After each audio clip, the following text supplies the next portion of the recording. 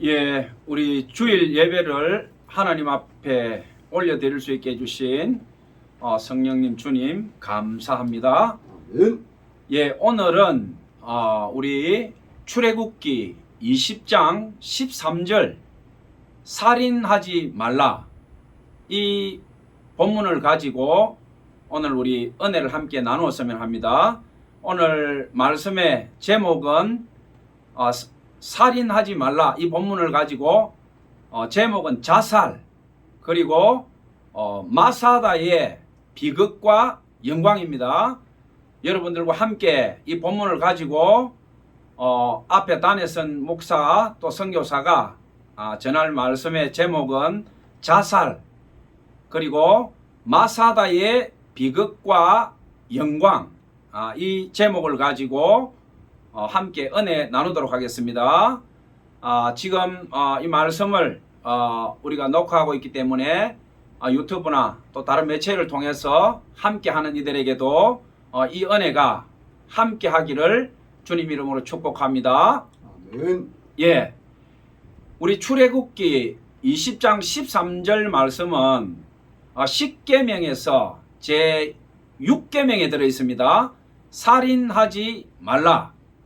10계명은 말 그대로 10계명인데 1계명부터 4계명은 하나님의 절대적인 영광과 유일 그러니까 창조와 예배와 이 세상 생명과 모든 것들이 하나님 앞에 거룩하니 너희들은 하나님을 예배하고 하나님 한 분만을 섬기고 오로지 이 세상에 존재하는 모든 생명이나 진리나 우리가 영원히 돌아갈 그 영원한 본향도 하나님이기 때문에 1계명에서 4계명까지는 여호와 하나님에 대한 계명으로 되어 있고 그 다음 10계명 중에 정중앙에 내 부모를 공경하라 이 5계명이 딱 박혀 있습니다. 하늘과 땅 하나님과 나 사이의 정중앙에 제5계명 내 부모를 공경하라 그 계명이 되어 있습니다.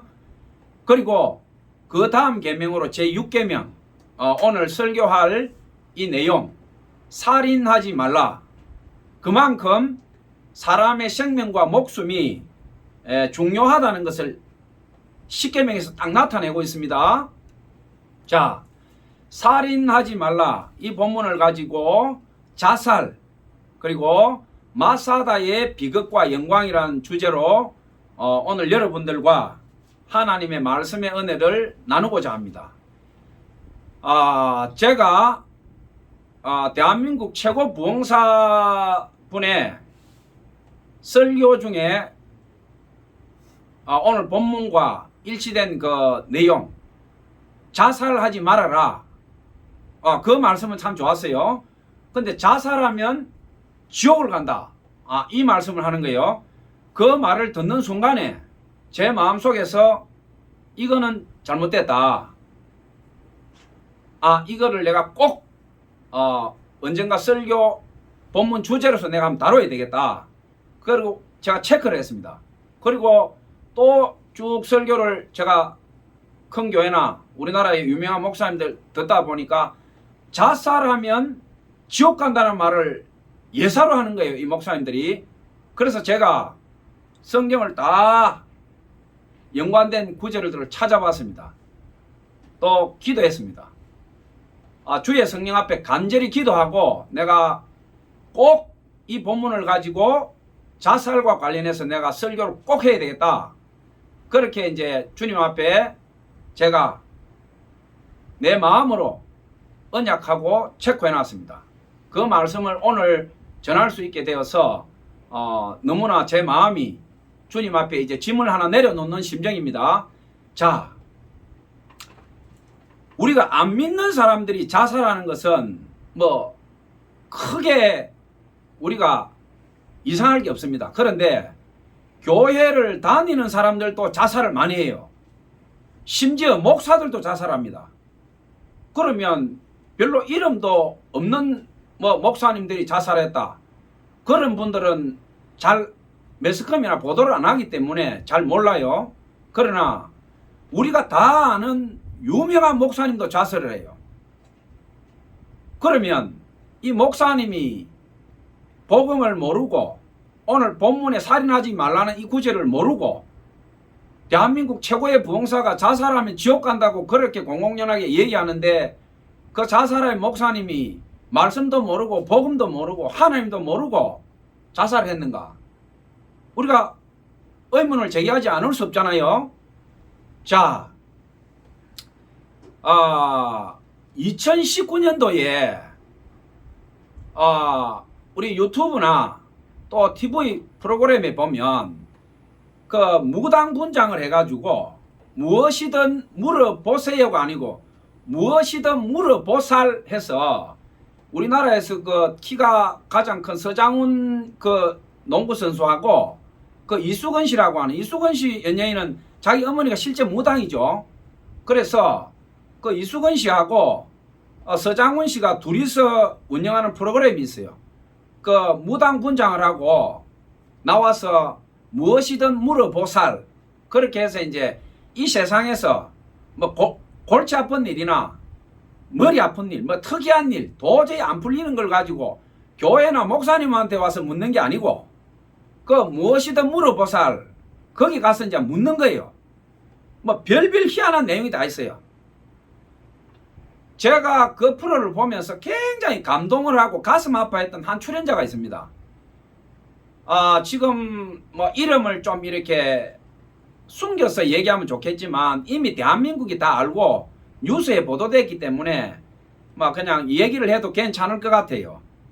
말씀을 듣는 분들도 그래야 이해가 빠르고 그래서 제가 오늘 설교의 내용이 굉장히 좀 아프고 좀 과격하지만 듣는 분들이 이해와 공감과 또 이 설교를 통해서 주님께서 우리에게 주시고자 하는 진짜 말씀의 깊은 의미가 무엇인지 알게 하기 위해서 제가 되도록이면 좀 실명을 언급하겠습니다.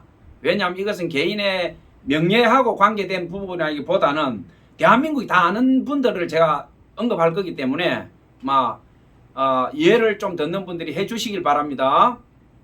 자, 2019년도에 무엇이든 물어보살에 조하나 양이라고 아주 그 예쁜 그 젊은 처녀가 출연을 했어요.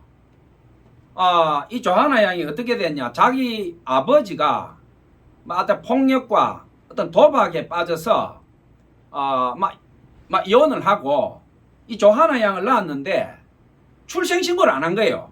그래서 이 조하나 양이 뭐 20년 가까이 정기적인 교육도 못 받고 그렇게 자라면서 자기 스스로 검정고시 공부도 하고 막 이렇게 해서 한글도 깨우치고 그 자기 나이 또래의 학생하고 비슷한 그런 수준으로 이제 성장한 거예요.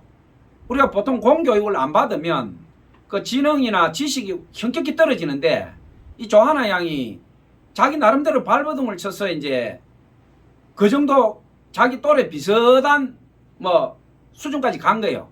출생신고가 안 되어 있었는데 19살 때 이제 변호사를 찾아가서 그때 출생신고 했는 거예요. 출생신고가 안 되어 있었으니 이름도 없잖아요. 그때 이제 이름을 그렇게 지은 거예요. 그래 지었는데 그 서장훈 씨하고 이수근 씨가 이 조하나 양이 그런 아버지를 찾고 또 어떻게 같이 내가 벌어서 그 아버지를 봉양해야 되느냐 어떻게 하니까 이수근 씨나 그 서장훈 씨가 어떻게 부모가 돼서 그렇게 할 수 있느냐. 이제 너의 인생을 개척해라. 너를 위해서. 그리고 이 조하나 양이 공교육부터 모든 사회 선후배도 없고 심지어 부모님한테도 버림받고 이 세계 속의 대한민국에서 그렇게 버려졌으니 무슨 용기가 있겠어요? 우리 사회나 뭐 선생이 있겠어요? 친구가 있겠어요? 선배 후배가 있겠어요? 아무도 없는 이 정말 절벽에서 한 꽃 피어난 꽃 같은 이 조하나 양이 내가 뭘 할 수 있겠느냐? 그러니까 꿈이 뭐냐고 하니까 자기가 이제 배우가 하고 싶다는 거예요. 배우가. 그러니까 서장훈 씨하고 이수근 씨가 우리가 적극 도우겠다. 우리가 아는 연예인들에게 연락해서 너가 무대에 나갈 수 있도록 지원도 하고 우리가 백방으로 도울 테니 용기를 내고 힘써 살아라. 그러니까 이 조하나 양이 그 얼굴이 해처럼 빛나면서 희망을 가득 안고 가세요. 그런데 이 조하나 양이 어떻게 됐냐? 작년에 자살을 했어요. 왜 자살했냐?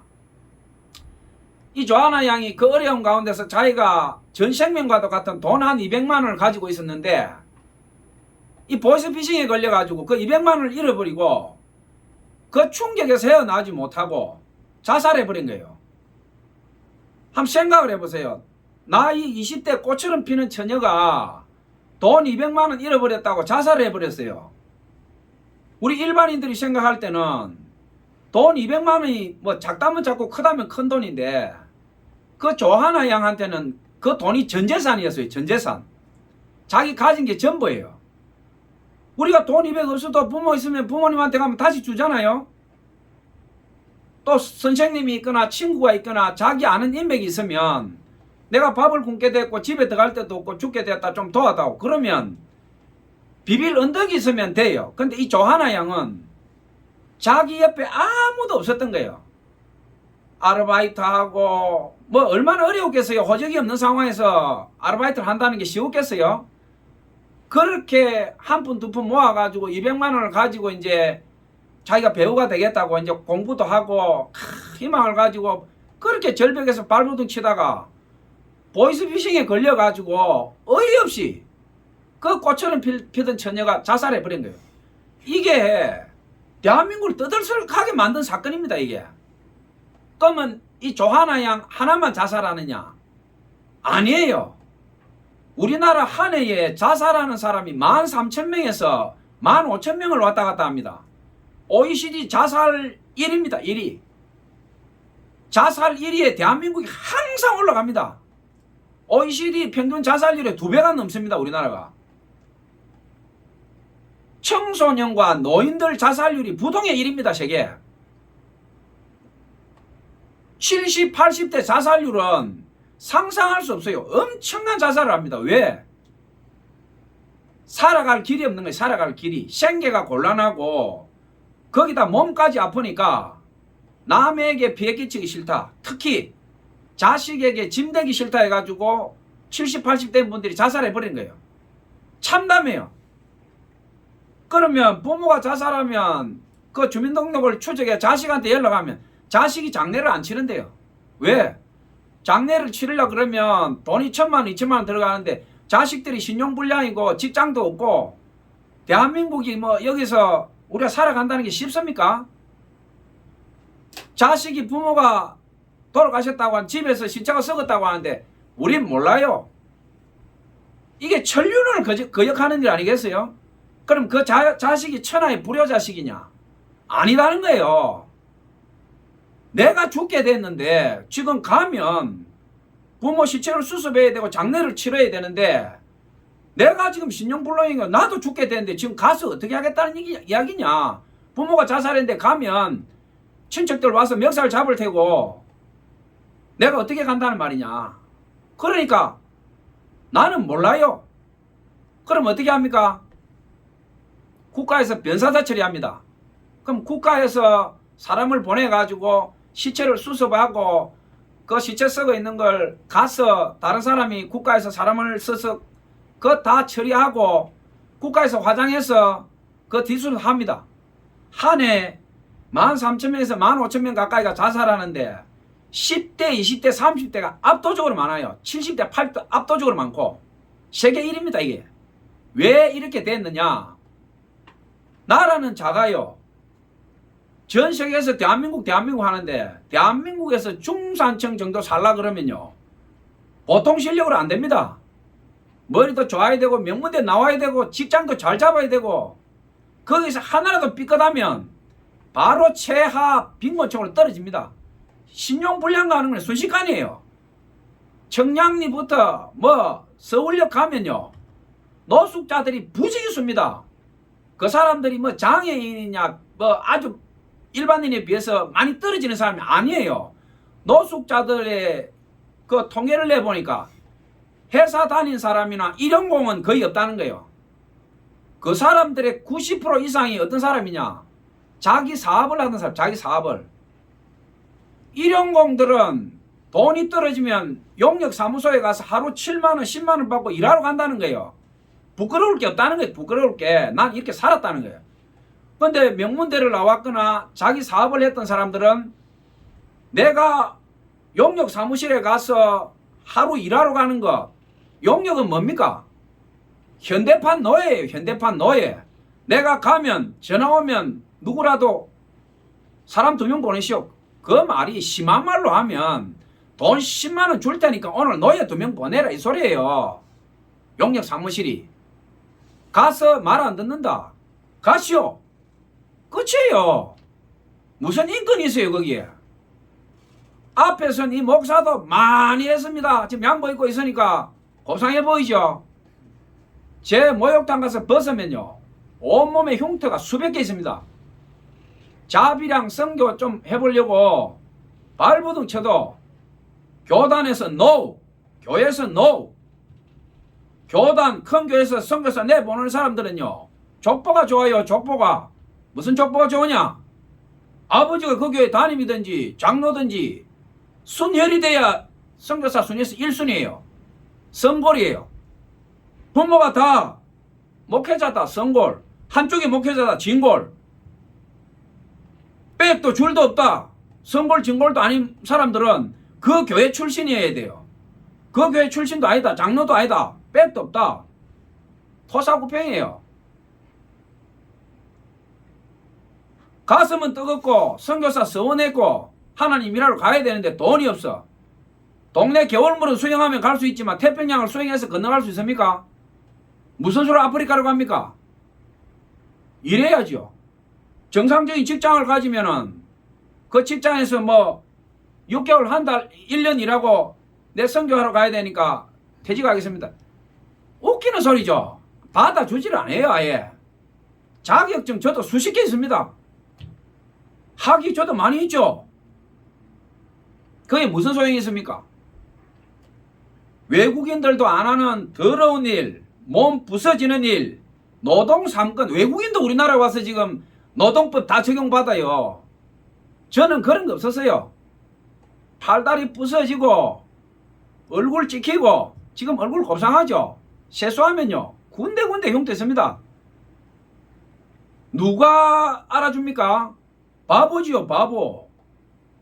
일하다가 정상 직원이 일하다가 다치면 산재로 해가지고요 돈 크게 받아요. 용역 가서 다쳤다. 이 개죽음이에요 개죽음. 몰라요 몰라. 9시 뉴스 계속 나오잖아요. 비정규직.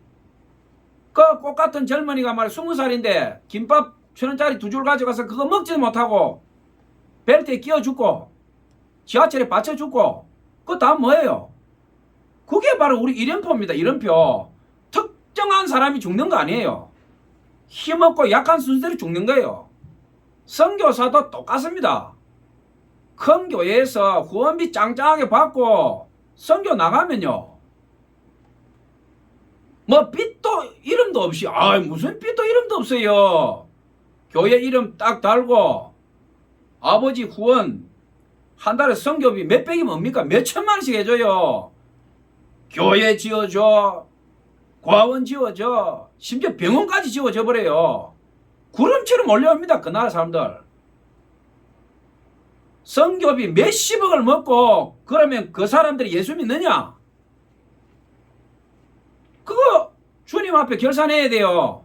성도들이 시장에서 칼치 고등어 배 따가지고 손 찔려가면서 내 새끼 먹일까 안 먹이고 헌금한 그 돈이 막대한 선교비로 나갔을 때 그 돈이 진짜 복음을 위해 쓰였냐?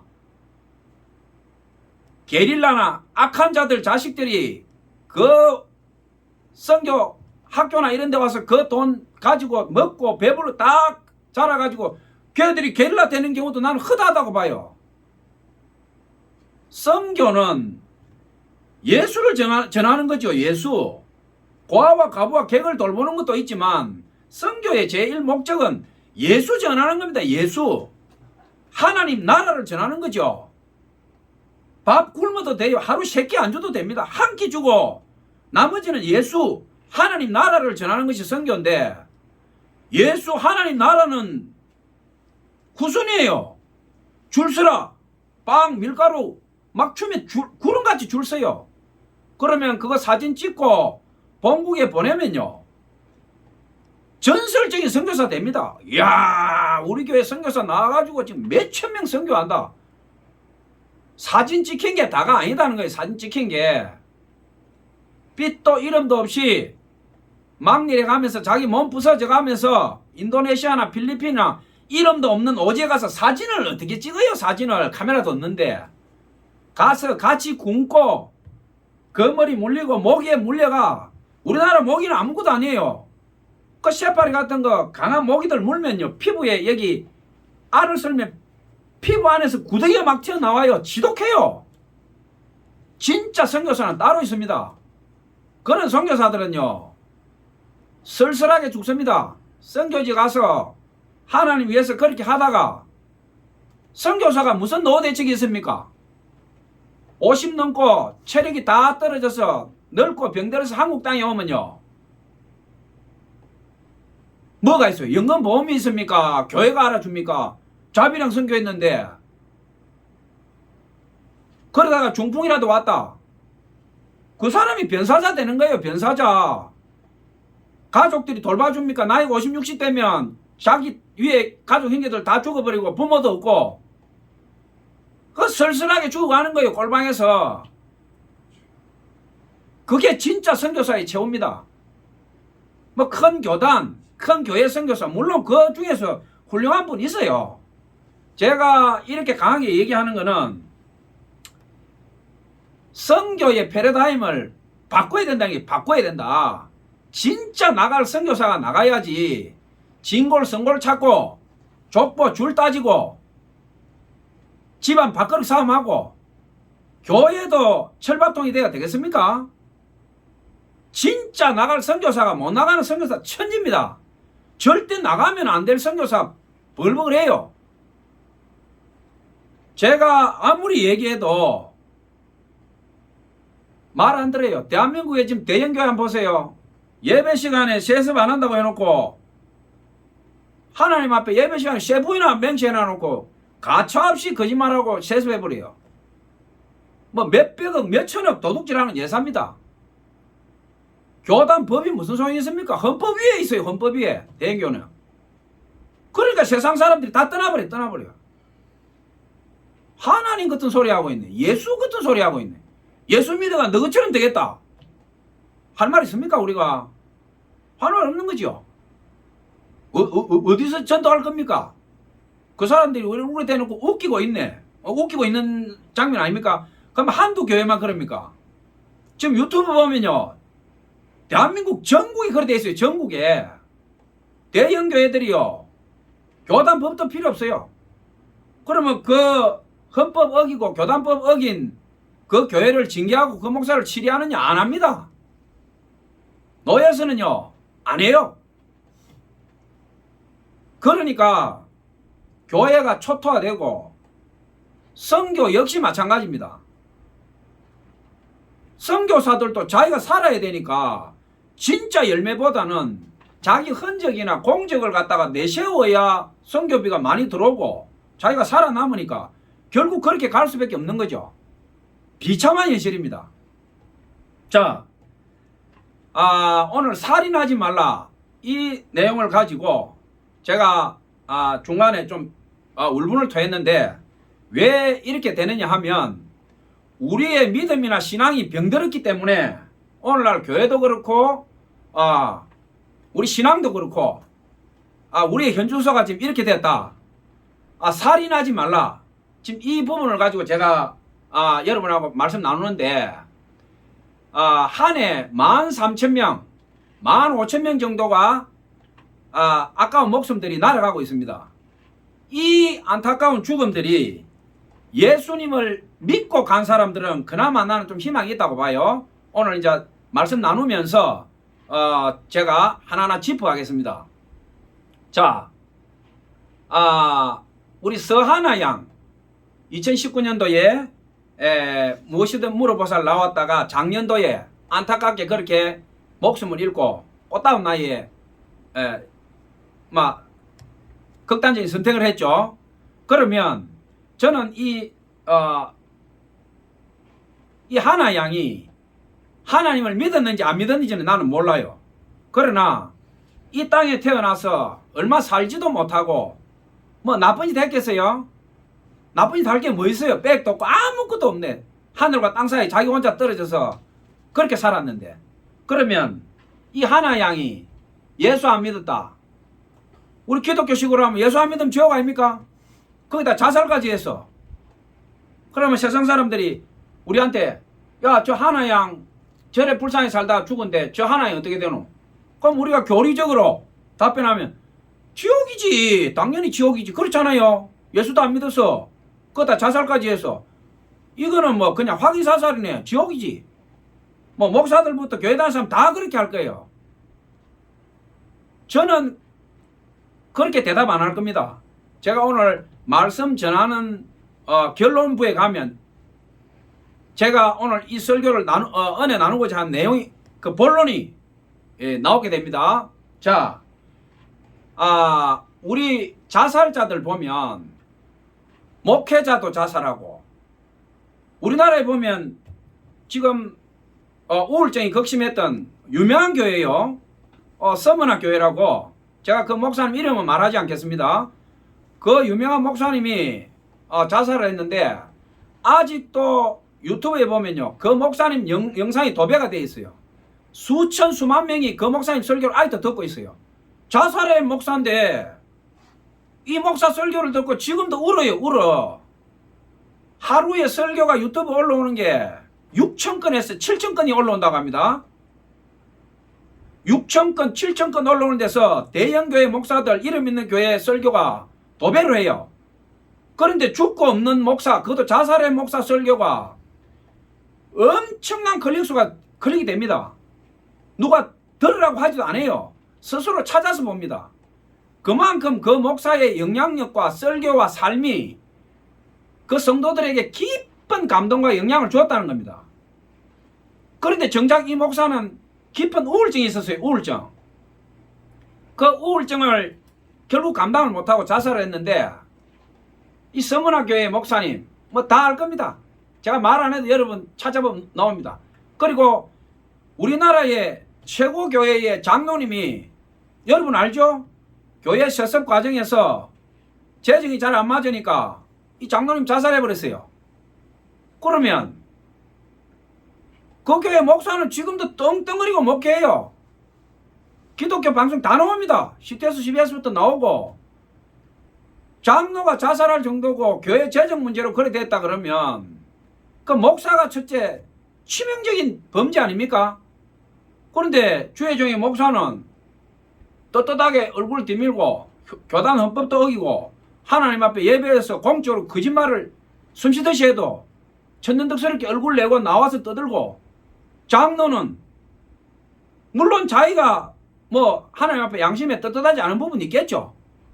근데 그 장로는 자살했어요. 자, 김진홍 목사님께서 전도사 시절에 자기 그 할빈교회 근처에서 있었던 일인데 동네 청년들이 찾아왔어요. 그 아버지는 술 먹고 뭐 주먹질하고 막 그냥 생양아치고, 엄마는 정신병이고, 그 집에 10대 처녀가 있었는데 자살해버린 거예요. 그 처녀 밑에 동생이 졸졸이 여러 명 있고. 그런데 이 처녀가 교회를 다닌 거예요.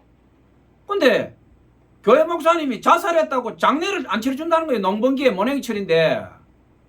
그러니까 이 동네 청년들이 처녀가 죽어가지고 성경책을 보도록 죽었어요. 이 처녀가 성경책을 가슴에 안고 죽은데, 아니 목사님 누구 죽었다고, 이 날도 더운데 좀 놔두면 시체가 상하는데 목사님 장례를 빨리 치러야 되지 않겠습니까? 하니까 이 교회 목사가 자살한 사람 장례 안 치러준다는 거예요.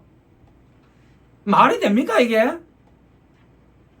내가 가르친 성도가 자살을 했다. 목사가 가서 대성통곡을 하고 시체를 부둥켜 안고 울고불고 그 염해서 말이지, 하나님 앞에 내 죄로 소이다 이렇게 하면서 장례를 치러야 될 건데, 목사가 모가지 빳빳하게 씌우고 자살하면 지옥 가. 지옥 간 사람 그 영혼을 내가 왜 장례를 치러? 이게 무슨 전통이냐? 로마 가톨릭의 전통입니다. 로마 가톨릭이요, 얼마나 못됐냐? 마녀 사냥해가지고요, 마을에 예쁜 처녀 있으면 신부가 불러요. 불러서 강간하고 성폭행하고 자기 말 안 들어주면 마녀로 지목하는 거. 저건 마녀다. 그렇게 해서 중세 유럽에요, 처녀 늙은 할머니들, 힘없는 할머니들 얼마나 많이 불태워 죽인지 몰라요. 신부가 바로 법이에요, 가톨릭은. 그런 포악한 죄를 저지르고 이 교회에 자살하면 장례 치르지 마라, 지옥 간다. 성경 어디에도 없어요. 가톨릭의 그 못된 교황제가 만들어낸 교회의 전통이에요. 지금 이게 가톨릭의 교황 신부들이 그런 전통을 만들어 놓은 거예요. 자살하면 지옥 간다. 자살한 사람은 교회 매장지 안 된다. 못 묻힌다. 장례도 집전해 주지 마라. 그 가톨릭의 유전이고 전통인데 그거를 프로테스탄트 뭡니까? 마틴 루터가 1517년에 교황을 보고 바로 그랬지 않습니까? 너가 바로 악마다, 악마. 비텐베르크 성당에 92개 항목을 조목조목 적어가지고 가톨릭의 구습과 악습을 적어놓고 너가 바로 악마다. 어디 하나님이 그렇게 했냐? 성경이 어떻게 그렇게 했냐? 우리는 프로테스탄트 뭡니까? 악한 가톨릭의 그 이단 교리, 말씀을 벗어난 그 악한 로마 교황의 그 이단적인 그 악한 말씀을 거역하는 것이 프로테스탄트, 대항하는 것, 항거하는 자. 우리 프로테스탄트 아닙니까? 기독교 개혁. 오늘날 교회가 그렇게 생긴 거예요. 그렇게 생겨났는데 이 목사라는 사람들이 말이죠, 항거하는 것이 아니고 오히려 그 가톨릭에 동조해가지고 말이지, 자살했다, 장례 못 치러줘, 자살하면 지옥 간다 이거야. 성경 어디에 자살하면 지옥 간다고 써있냐면, 성경 어디에? 없어요. 성경은 침묵합니다. 자살한 거에 대해서. 지옥 간다, 천당 간다 말이 없어요. 스스로 목숨을 끊었더라, 딱 그걸 끝이에요. 성경 어디에도 자살하면 지옥 간다고 말하지 않았는데 대한민국 최고 부흥사도 공공연하게 말이지, 설교하는 단상에서 자살하면 지옥 간다는 거예요. 말이 되는 소리입니까 이게? 목사는 말을 할 때 조심해야 됩니다. 성경에 있는 말씀 그대로 전해야 되고, 성경의 말씀도 은유적으로 표현하는 게 많아요. 은유적으로. 요한계시록이나 이런 데 보면 숫자가 나와요. 숫자 그대로 하면 안 됩니다. 성경에 천천히요, 만만이요, 뭐 12만, 14만 4천 이런 거는 숫자 그대로 하면 안 됩니다. 헤아릴 수 없이 많을 때 천천히요, 만만이요, 뭐 이렇게 표현합니다. 14만 4천도 유대민족 12지파를 나누어서 합쳐다 보니까 14만 4천이 된 거지. 구원받는 숫자가 14만 4천이다. 지구 인구가 지금 80억인데 죽은 사람까지 합치면은 감당할 수 없는 숫자예요. 그 많은 숫자 중에 14만 4천만 구원받는다. 이런 회개망측한 일이 있습니까? 석박사 공부까지 한 목사들이 이런 소리를 하고 있어요. 뭐 여호와 증인들 안식교가 14만 4천은 떠들어대는, 뭐 그거는 괜찮아요. 신학적으로 공부도 떨어지고 그 이단들은 말이 안 되는 사람들이니까 뭐 성경에 나와 있는 그 아주 부분적인 거 하나를 가지고 전체를 포장해서 배꼽으로 전체를 가리는 사람들이에요. 그러니까 이단이라 그런 거예요. 지성이나 성경 해석학에서 현저히 떨어지는 이단들은 막 이단이니까 그럴 수 있다고 하지만, 정식으로 신학 공부하고 체계적으로 공부를 한 사람이 단에 서가지고 성경에도 없는 말을 막 떠들고 말이지, 그 대한민국 최고 부흥사라고 돌아다니고 그렇게 하면 안 된다는 거죠. 성경은 자살에 대해서 중립입니다. 천당 간다, 지옥 간다 말 안 해요. 자, 제가 자살 그리고 마사다의 비극과 영광에 대해서 여러분들에게 지금 오늘 말씀을 나누려고 하는데, 자, 자살이 개인이 자살한 것도 있지만 제가 마사다라고 하는 오늘 비극과 영광에 대해서 잠시 언급하겠습니다. 마사다는 여러분 뭐 교회 안 다니는 분은 모르겠지만 교회 다니는 사람들은 다윗의 시편을 모르는 사람들이 아무도 없을 거예요. 다윗의 시편에 보면 여호와는 나의 산성이시요 구원의 뿌리시요 나의 요새시요, 그런 말이 시편에 계속 나옵니다. 그러면 여호와는 나의 구원이시요 요새이요 산성이요 구원의 뿌리시요, 그래. 뭐 그럴 수가 있지. 근데 다윗이 시편에 이 노래한 것이 정확한 지명이 있다는 겁니다. 사울한테 쫓겨서 유대 광야부터 그렇게 도망가고 쫓아다니고 할 때 다윗이 이 마사다라고 하는 이것을 발견한 거예요. 마사다는 어디에 있는 거냐면 사해 바다에 요르단하고 경계에 쿰난 사해 문서가 발견된 쿰난이라는 지역하고 그 마사다하고 이렇게 그 근처에 있어요. 사해 바다가 중간에 있고 요르단하고 이렇게 마주하는 그 자리에 마사다라고 하는 이 쉽게 말하면 이 분지예요. 분지. 높이가 한 450m 정도 되고 너비하고 폭이 250에서 660m. 그 마사다가 쉽게 말하면 땅에서 불쑥 튀어 올라온 절벽 모양의 분지입니다. 그 전체 둘레로 치면 한 1000몇백 메다가 돼요. 이 마사다가 헤롯이 로마 그 총독한테 죽을 뻔한 위기에서 이 마사다로 자기 가족하고 도망갔다가 목숨을 구하고 로마에 가서 다시 자기가 이제 로마에 협력하겠다 해가지고 도망자 신세에서 로마로부터 이스라엘 왕으로 추대받고 돌아옵니다. 이 마사다가 천혜의 요새입니다. 천혜의 요새. 450m 높이의 절벽으로 되어 있어요. 올라가는 길이 없어요. 올라가는 길이라고 하는 것이 스네이크 패스 해가지고 파스 뱀의 길이라고 하는 게 갈지자로 아주 작은 길로 이렇게 갈지자로 올라가는 길이 있는데 거기로는 한두 명이 겨우 올라갈 뿐이지 군대가 올라가기는 힘들어요. 그런데 마사다 항쟁이라고 하는 것이 뭐냐면 로마가 이스라엘을 갖다가 점령해서 속주로 삼고 지내는 와중에 마카비 혁명이라는 게 있습니다. 마카비 혁명. 마카비 혁명 때도 로마에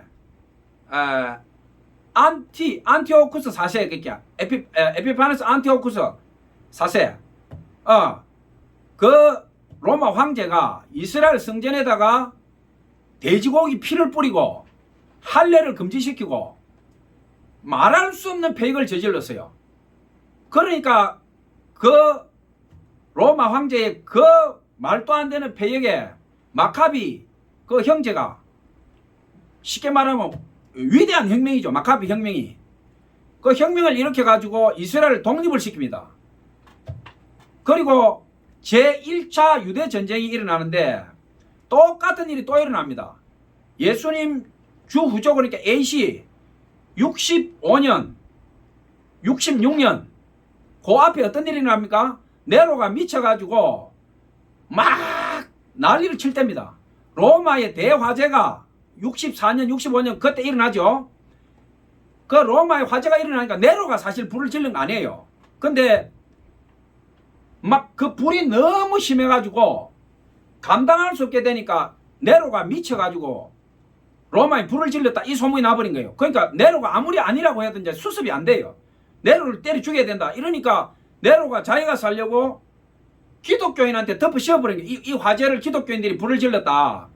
그래가 기독교 대탄압이 시작된 거예요.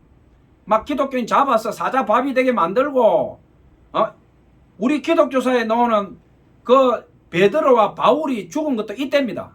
로마의 대화재 이후에 바울하고 베드로가 순교하는 사건이 발생되는데 이 마사다도 바로 그때 일어납니다. 네로가 미쳐서 기독교를 탄압하고 성전에 있는 금 17달란트 엄청난 돈이죠. 그러니까 이스라엘이 숙주 그러니까 속국으로서 세금을 제때 못 내니까 이스라엘 그 솔로몬 성전에 있는 달란트 금을 갖다 17달란트면 엄청난 몇백 킬로 돼요. 그 금이. 그거를 가져가 버린 거예요. 그러니까 이스라엘인들에게 이 성전이라는 건요 자기 생명보다 더 귀중해요. 감히 하나님 집에 들어와서 하나님 예물을 가져가 그것이 이 1차 유대전쟁이 일어나는 계기가 됩니다. 그렇게 해가지고 이스라엘의 그 젤롯 당원들 열심 당원이죠. 그 시카리라고 있습니다. 시카리는 뭐냐면 자객, 암살 이런 뜻입니다. 이스라엘 그 인들 중에 젤롯 당원들 중에 시카리가 있는데 이 시카리들은 감당이 안 돼요. 몸에 칼을 들고 다니는데 로마 병사나 자기들 마음에 안 들면 바로 그 자리에서 죽입니다. 이 시카리들이 예루살렘 전체를 로마 병사에 있던 사람들을 갖다 쫓아내고 죽이고, 마사다에 그 소수의 로마 병사가 있었는데 마사다를 점령해 버립니다. 66년도에 AC 66년도에. 그러니까 로마에서 이거 안 되겠다 이래 가지고 티투스 그 장군을 보내죠. 티투스를 보내 가지고 예루살렘이 70년에 함락이 됩니다. 함락이 되고 그 당시에 예루살렘에 있던 그 유대인들이 270만 명 정도 되는데 절반 가까이 110만 명이 몰살을 합니다. 다 죽고, 그 다음에 이 마사다는 어떻게 되냐면 헤롯 그 왕이 마사다에다가 그 진지라든지 자기가 위급할 때 쓰려고 그 요새화 시켜놨는데, 이 열심당원들 시카리들이 로마 병사들하고 싸우다가 예루살렘에서 지니까 두 군데 거처를 옮겨서 싸우다가 마지막으로 마사다로 갑니다. 가서 거기서 967명이 마지막 항전을 합니다. 그러니까 로마에서 예루살렘을 점령했는데 완벽히 자기들이 유대인을 진압했다라고 해야 되는데, 이 시카리들이 마사다로 가서 결사항전하니까 마사다를 점령하지 못하면 유대를 점령하지 못한 거예요. 그러니까 플라비우스 실바라고 하는 장군을 로마 정예군 9,000명하고 이스라엘 노예 6,000명을 붙여서 마사다를 갖다 정복하라고 보낸 거예요. 그러니까 70년부터 마사다를 이 실바 장군이 포위해가지고 완전히 함락시키는데 그건 3년이 걸렸어요. 3년. 그러니까 인원수가 몇 배입니까? 15,000대 967이니까 20배가 넘잖아요. 20배가. 거의 25배 되는 인원을 가지고 이 967명 정예병사도 아니에요. 시카리들은 여자도 있고 어린애도 있고 뭐 싸움할 수 있는 군사해봤자 200~300명 밖에 더 됐겠습니까? 그 인원을 가지고 로마 정예군하고 붙어서 3년을 버티다가 이 마사다가 함락이 되는데, 어떻게 함락이 됐느냐, 이 450m 절벽이니까 마사다 진지로 올라갈 수 없어요.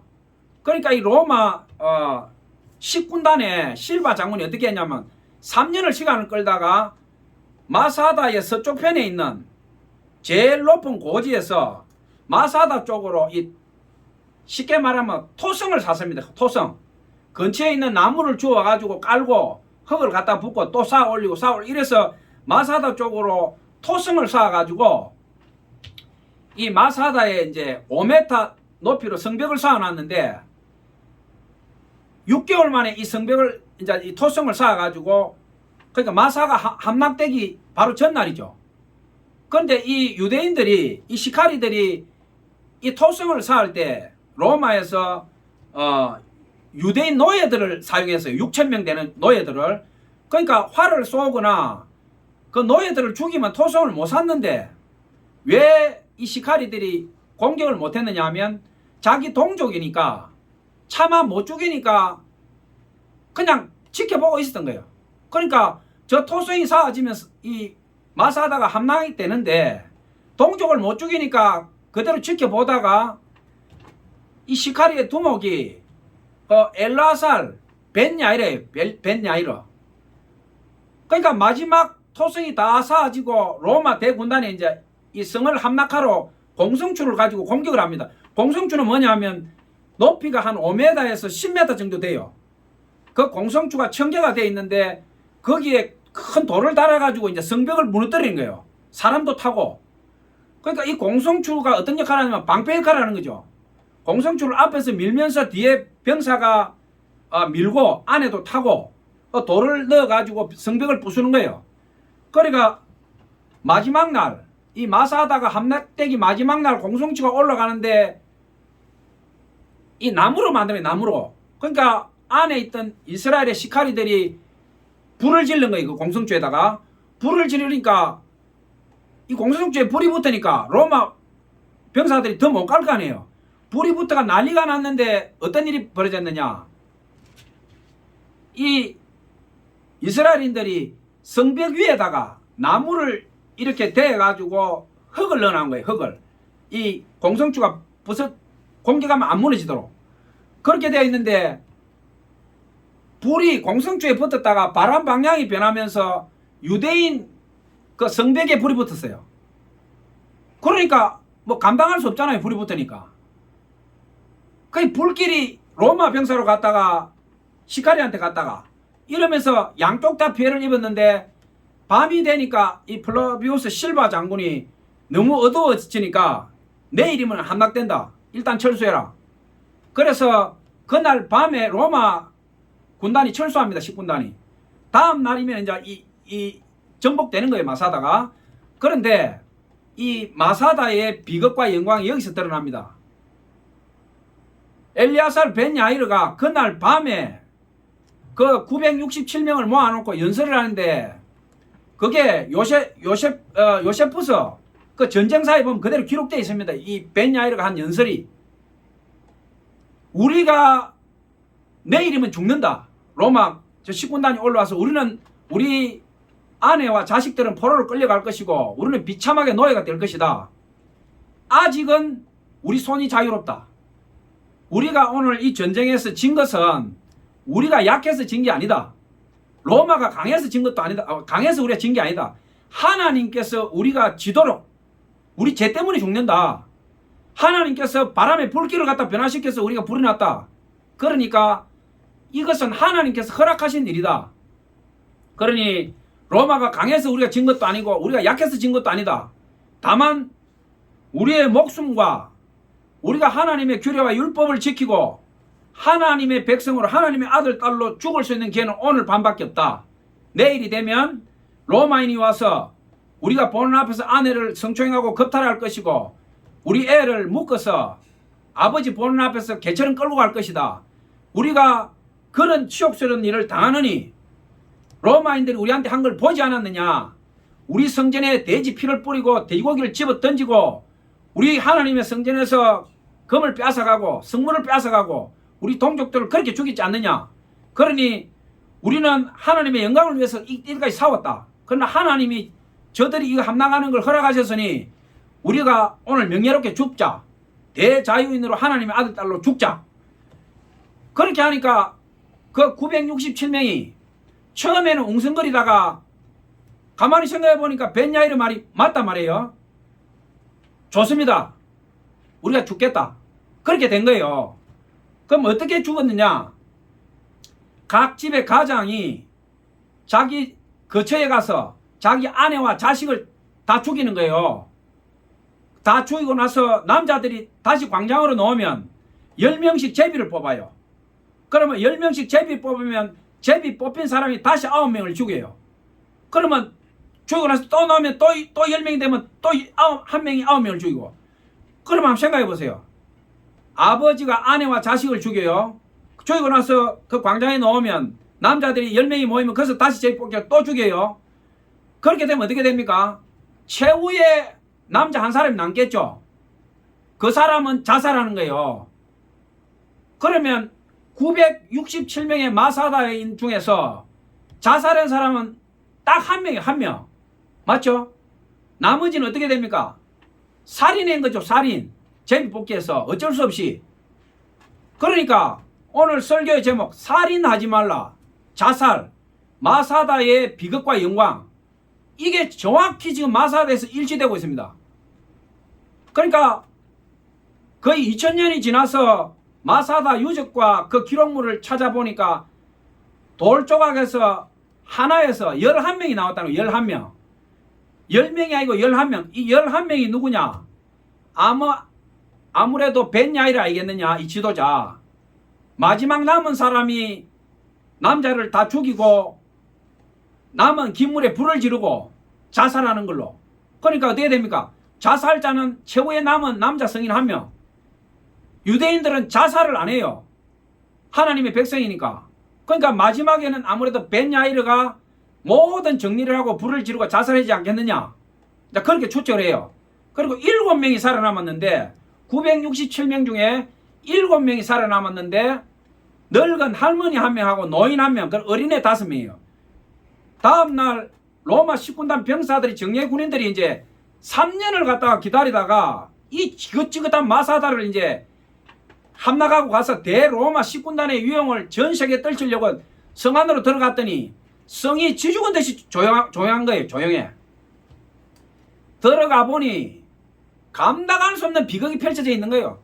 집집마다 여자와 어린애가 목이 잘려서 피가 바다가 되어 있고 뭐 발부둥 친구도 없어요. 전부 다 누워가지고 장렬하게 죽어요. 장렬하게. 그러니까 로마 병사들이 막 뒤져보니까 창고에서 늙은 노인 1명, 여자 노인하고 노인 2명, 애 5명이 숨어있는 걸 발견했는데 벤 야이르가 의도적으로 살려놓은 거예요. 로마 병사들이 어린애 5하고 늙은 노인은 죽이지 않을 것이다. 벤 야이르가 알고 살려둔 거예요. 왜 살렸냐? 우리가 하나님의 백성으로서 로마 병사와 싸워서 끝까지 항복하지 않고 하나님의 아들, 딸로 우리가 토라를 지키고 우리가 장렬하게 죽었다. 우리는 항복하지 않았다. 그거를 우리 후세에 전해라. 그렇게 해서 이 마사다에서 벤 야이르가 그렇게 남겨놓은 거예요. 로마 식군단 실바 장군이 그거를 보고 어이가 없어가지고 역사가 기록합니다. 이 인류 역사에서 로마가 1500년 지속된 대제국 아닙니까? 이 땅에 어떤 제국도 로마 제국을 따라갈 수 없어요. 이 땅에 존재했던 가장 위대한 제국 대로마 제국이 수많은 전투에서 이겼지만 이 마사다 전투에서 감당할 수 없는 치욕적인 승리를 했다. 그리고 이 마사다가 이 지구상이 존재하는 한 가장 아름답고 숭고한 패배였다. 인류 역사상에 이런 전쟁은 없었다는 거죠.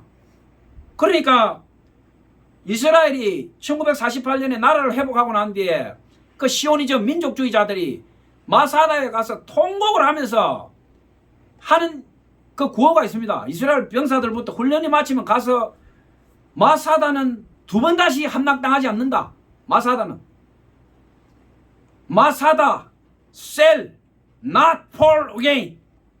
마사다 cell not fall again. 마사다는 2번 다시 함락당하지 않는다는 거죠. 마사다는. 요즘은 어떻게 변했느냐?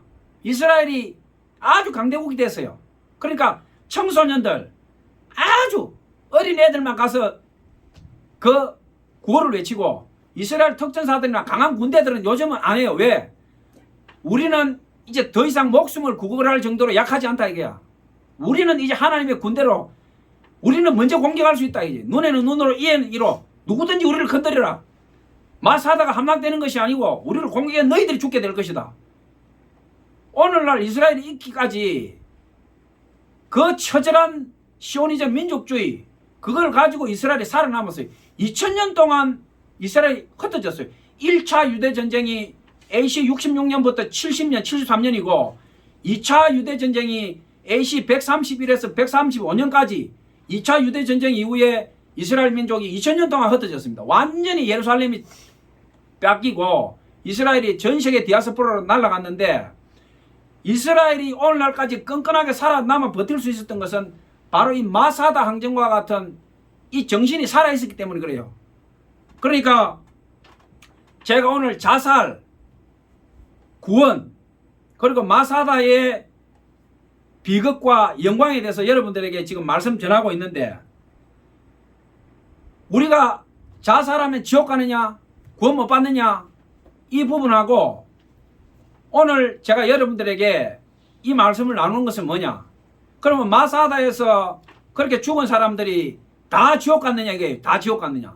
그 사람들이 살려고 했으면 로마군에 항복하고 로마가 시킨 대로 하고 성전이 파괴되고 돼지고기를 던져 넣든 하나님 율법을 파괴하든 예 알겠습니다 했으면 그 사람 다 살았어요. 왜 죽었느냐? 하나님의 영광을 위해서 말씀을 지키기 위해서 그 꼴짝까지 가서 자기 처자식을 죽이면서까지 한 거였는데 우리가 오늘날 자살하면 지옥 간다고 선포해버리는 이런 목사들이나 이런 교회 말대로 하면 그 사람들 다 지옥 가야 되잖아요. 말이 안 된다는 거예요. 말이. 성경 어디에도 자살하면 지옥 간다는 구절 없어요. 그리고 목사들 여러분 인터넷 한번 쳐보세요. 세계적으로 유명한 목사도 자살합니다.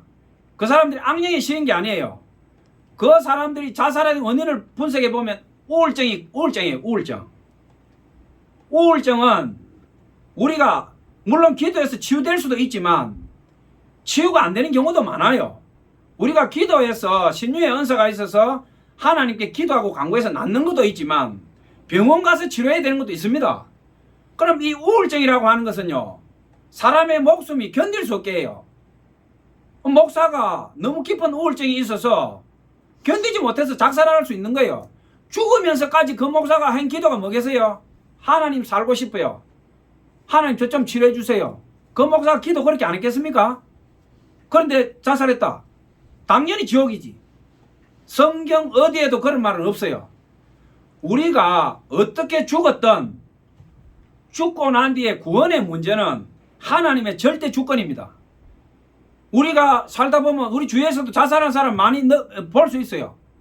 그러면 목사님, 우리 애가 자살했는데, 우리 아버지 자살했는데 장례 좀 어떻게 해주세요. 아, 자살했으니까 목사가 그 장례 인도 못 해요. 뭐 자살한 사람을 와가지고 장례 인도 해달라 그래요. 말이 됩니까? 그 가족을 위로하고 자살했을지라도 하나님께서 그 사람의 평소에 살아온 날들을 보고 또 그 사람이 선행한 것, 마음속으로 기도했던 것, 그걸 하나님께서 다 보십니다. 우리 죽고 난 뒤에 절대 주권은, 구원은 하나님 손에 있지 우리가 함부로 판단할 수 없습니다. 우리 함께 하나님께 기도합시다. 그리고 자살한 그 가족을 부둥켜 안고 울고 예배 인도해 줘야지요. 장례식 치러 줘야지요. 그게 목사고 성직자가 할 일이지. 어떻게 하나님의 절대 주권을 자기가 그 위에 올라가 가지고 자살했으니까 지옥 갔다고, 성경에도 없는 말을 그렇게 할 수 있냐 이 말이 목사가. 절대 그건 해서는 안 된다는 거죠. 예수님께서 뭐라고 했습니까? 이 땅에 와서 내 형제를 내 몸과 같이 사랑하라고 그랬어요. 내 형제를. 자살한 형제가 내 뒷집에 있다, 내 옆에 있다. 나는 오늘 밥도 안 먹고 통장에 돈도 있고 집도 있고 나는 희망이 넘치니까, 이 좋은 세상에 왜 자살해? 자살한 사람이 마지막으로 느꼈을 그 마음을 한번 생각해 보세요. 나도 살고 싶다는 거예요. 나도. 내 새끼도 직장 좀 가 있으면 좋겠다는 거예요. 나도 결혼하고 싶다 이게. 나도 단란한 가정 가지고 나도 노래 부르고 싶다 이게. 한 번도 노래 못 불렀어. 단란한 가정을 이루어 본 적이 없어. 결혼도 못했어. 직장도 없어. 굶는 게 일이야. 어디 가면 관시가 내 밥이야. 몸에 장애 있어가지고 가는 데마다 퇴짜 맞아. 견딜 수 없어서 마지막에 자살하는 사람들이 꼭 마지막에 손을 내밀어요. 전화해가지고 왜 전화했는데 그냥 그때 자살 신호예요. 내하고 잘 친하지도 않은데 전화했는데 친구가 전화했다, 아는 사람이 전화했다. 왜 전화했는데 그냥 말을 얼버물. 그거 자살 신호예요. 그때 빨리 알아채야 됩니다. 우리 만나자. 내가 너 보고 싶은데. 그러면 그 사람이 만나자 그러면 희망이 생겨. 이 사람 나보고 만나자 그러네. 야, 나 너 보고 싶어. 이 사람이 나 보고 싶다 그러네. 야, 우리 밥 같이 먹자. 자살 안 해요. 그러면 그 사람이 나하고 밥 먹자고 하는 사람이 있네. 만나자고 하네. 보고 싶다 그러네. 야, 너 학교 다닐 때 공부 잘했잖아. 너 운동 잘했잖아. 야, 너 노래 잘했잖아. 야, 너 참 나 너 좋게 봤는데. 누군가가 전화해서 말을 얼버무릴 때는 칭찬해 줘야 돼요. 그리고 보고 싶다. 너하고 밥 먹고 싶다. 내가 너 좋아한다. 그렇게 하면요, 자살 안 해요. 내가 살 희망이 있구나. 나를 기억해 주는 사람이 있구나. 나 만나자 그러네. 밥 먹자 그러네. 그게 우리가 해야 될 딱 일이에요. 전화했는데 왜 말 얼버무린다. 얼버무린다는 건 이 사람 마음에 갈등이 있고 고민이 있다는 거예요. 빨리 말해봐. 바쁜데 전화해가지고 뭐 하는 거야? 그 사람 자살해버려요. 절대 그렇게 하면 안 된다는 거죠. 자, 예수님께서 내 형제를 내 몸과 같이 사랑하라. 이 얘기는 우리 집 뒤에서 내 친구가, 내 선배가, 내 가족이, 내 부모가, 자식이 자살했을 때는 네 책임이다. 네 책임. 너 책임이다. 너 책임. 아이고, 이 좋은 세상에 자살을 해? 아이고, 왜 죽어? 그 사람 입장이 돼보라 이 말. 그 사람 입장이 돼보라 이 말. 그 하나 양이 죽을 때 얼마나 외롭고 고통스러웠겠어요. 돈 200만 원 잃고 얼마나 마음이 착했으면 친구한테 밥 한 그릇 사달라고 말도 못해요. 그 하나 양은 동서남북의 길이 다 끊긴 거예요. 이제 더 살 수가 없어. 죽는 일만 남았어. 그때 누군가가 하나야 우리 같이 밥 먹자. 야, 내 옷이 있는데 이 옷 너 입어라. 야, 하나야 너 우리 집에 와서 오늘 같이 자자. 그 하나 양이 자살했겠어요? 우리가 자살, 구원, 지옥 이런 문제를 절대로 함부로 얘기해서는 안 된다는 거죠. 그러면 목사님 자살하면 다 천국 갑니까? 아니죠. 하나님의 절대 주권이라는 거예요. 절대 주권. 지옥과 천당은 하나님께서 판단하실 일이고 자살했다고 해서 100% 지옥 간다. 그런 거짓말을 하지 마라 이 말이에요. 그런 거짓말을. 오죽했으면 자살했겠냐면 오죽했으면 그러니까 우리 목회자나 교회 다니는 모든 분들은 내 주위에 그런 일이 생겼을 때는 정말이에요. 금식하면서 통분하면서 하나님 앞에 기도하고 울고 우리 죄를 회개해야 됩니다. 그리고 그 가족들이 받았을 상처를 생각하고 가서 위로하고 부둥켜 안고 울고 위로하고 그리고 자살한 사람을 위해서 장례식 해주고 가족들 위로하고 우리 그렇게 해야 됩니다. 이제 말씀을 맺도록 하겠습니다. 내 형제를 내 몸과 같이 사랑하라. 예수님이 이 땅에 오신 것은 우리에게 생명을 주시고 구원하시기 위해서 왔는데 예수님이 십자가에 그렇게 살 찢기고 피 흘리고 돌아가셨는데 우리는 내 형제를 내 몸과 같이 사랑하라고 하신 예수님 말씀을 담너머로 던져버리고 한 해에 13,000명, 15,000명 가까이가 꽃다운 사람들이 죽어가는데 우리가 교회 다닌다면서 자살했으니까 지옥 간다. 이 좋은 세상에 왜 자살하느냐. 이런 말을 할 것이 아니고 죽어가는 그 사람들을 위해서 국가에서도 노력하지만 우리 집 뒤 앞 그리고 선배 후배 친구 부모 자식 이 어려운 세상에 마음의 문을 닫지 말고 서로 함께 얘기하고 나누고 내 마음에 고민 있을 때 얘기하고 상대방이 말 못하고 쭈뼛거릴 때 칭찬하고 같이 밥 먹자 그러고 위로하고 예수님 사랑으로 품어주면서 우리 그렇게 사는 것이 진정한 그리스도인 아니겠습니까? 오늘 자살 그리고 마사다의 비극과 영광 이 말씀을 가지고 여러분에게 말씀 나누었는데 우리 모두 진짜 복음 예수님께서 주시는 생명 이 사랑을 어떻게 이 땅에서 실천하고 살 것인가 우리 함께 주님 앞에 울면서 기도합시다. 예, 감사합니다.